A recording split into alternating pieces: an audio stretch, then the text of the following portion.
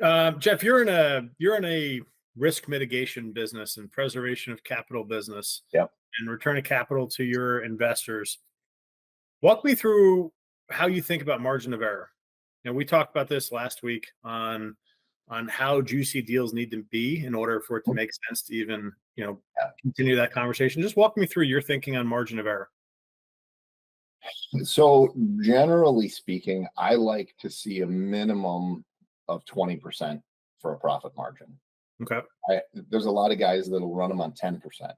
I don't get excited on a 10% margin deal. Now, there's some variations and some forgiveness in that number, right?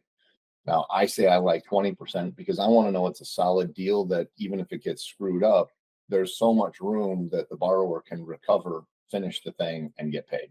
Got it. Because if they get paid, we get paid, Yep. right? But when you convert the percentage into dollars, because that's ultimately what things are based on, right? If we're talking about $100,000 house, well, that's only a $20,000 margin. Yep. If you're talking about $1 million house, that's a $200,000 margin, right? Can you get a little bit more flexible and maybe go down to 150? Sure.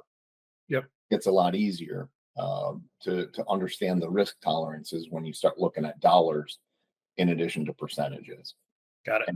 And that's an important thing that the vast majority of investors, in my experience, even our capital investors that we use, no, they're just not used to looking at things in dollars and cents. Everybody's used to just looking at, well, what's the interest rate? What's the percentage, right? Points are a percentage, right? Everything's based on percentages. And so nobody really knows what the dollars are.